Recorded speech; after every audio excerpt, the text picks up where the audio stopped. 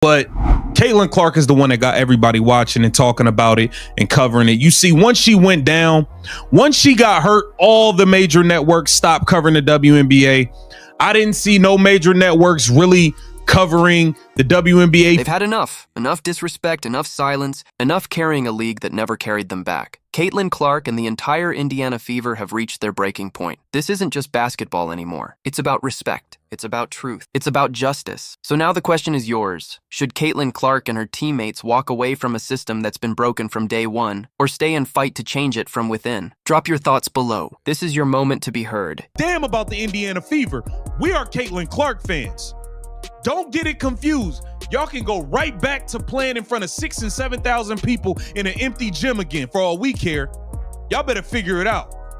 She's been so. We support the Indiana Fever because of Caitlin. It's late at night in the Fever locker room. No music, no chatter, just silence and heartbreak. Caitlin Clark sits alone, eyes fixed on her jersey. The same one she once wore with pride when she first entered the WNBA. But now, it feels different, heavier. What once symbolized a dream now carries the weight of pain. You can see it in her eyes. Exhaustion, disappointment, betrayal. This isn't the smiling rookie who walked in months ago. This is a warrior, worn down from battles no one ever sees. Every foul that went uncalled, every elbow that just happened to land, every flash of frustration caught on camera. And through it all, the league stayed silent. They'll have it figured out to where they know we have to play the Caitlin Clark system.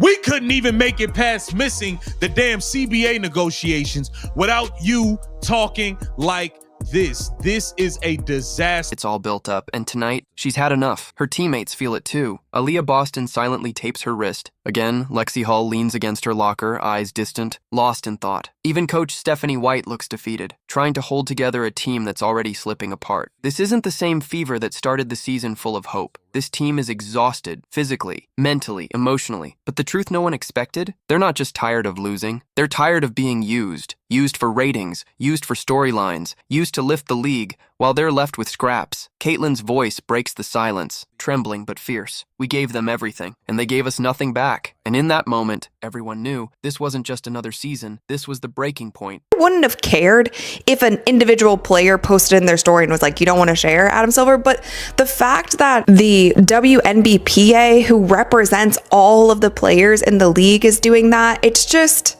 so messy. And when stuff like this continues to happen, it makes me think, will there not be a WNBA season next year? And I do think that would be so detrimental to the league and all the momentum that it has. People are already getting turned off because there is more drama than there is basketball in this league. And that's a fact.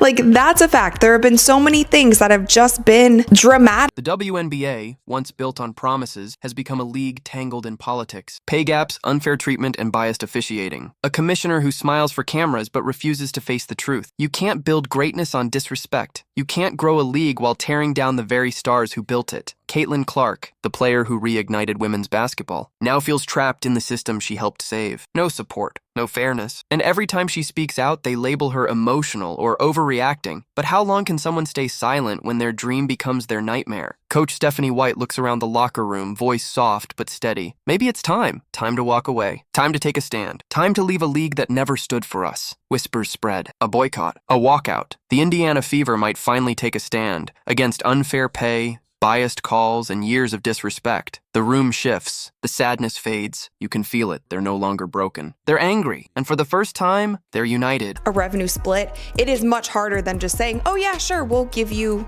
a higher percentage. And the NBA players get 50% of that. The WNBA is not going to get close to that number, and they are not going to get close to that number for a very long time. I don't truly know. Caitlin stands tall now, her voice calm but unshakable. If they won't listen when we speak, maybe they'll listen when we leave. Tears fall, not from weakness but from release. Finally, someone said what everyone had been afraid to admit. Even Adam Silver's name comes up, the NBA commissioner. Some whisper that maybe he'll step in, that maybe he'll do what the WNBA leadership hasn't. But Caitlin shakes her head. We don't need saving, she says quietly. We just need freedom. That one line ignites the room like fire. Every player nods. Every player feels it. Because this isn't just about one team anymore. anymore. It's about every woman who's ever given her all to the game and gotten nothing but disrespect in return. Coach Stephanie. White looks around, eyes steady. Then we leave, she says, together. And just like that, the decision is made. The Indiana Fever, the team that reignited hope in the WNBA, is walking away. They're done being the league's poster girls while being treated like outsiders, done staying silent, done playing by unfair rules. They're choosing dignity over contracts, respect over paychecks, and at the center of it all stands Caitlin Clark, a symbol of change, courage, and truth. The start of the NBA season, and he basically said, "Look, I'm gonna make sure we get a deal done. There will be a 2026 WNBA season," and basically, like, he's stepping in and making sure a deal gets done. He did say, "Hey, this whole rev sharing thing." The WNBA shouldn't even be speaking about a revenue sharing. The WNBPA shouldn't be thinking about a revenue sharing because they don't bring in the type of money that the NBA brings in. But a higher hard number would make sense, and he's going to make sure they get a lot more money. And he basically said, "Look, man, you could count on me." You could count on Adam Silver. That's what he was saying. He's going to get it done.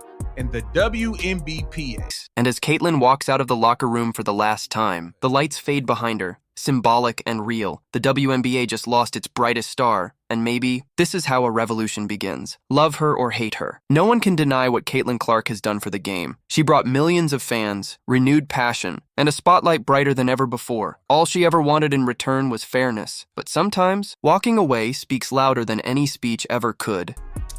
The 2025 WNBA season didn't end how Caitlin Clark would have liked, as she was sidelined with a season-ending injury. Her Indiana Fever, however, were just one game away from a WNBA Finals appearance. Quote, "So tell me, was this the right move? Should Caitlin Clark and her team walk away from the WNBA or keep fighting inside a system that refuses to change? Drop your thoughts below, because after tonight, one thing's for sure, the WNBA will never be the same again."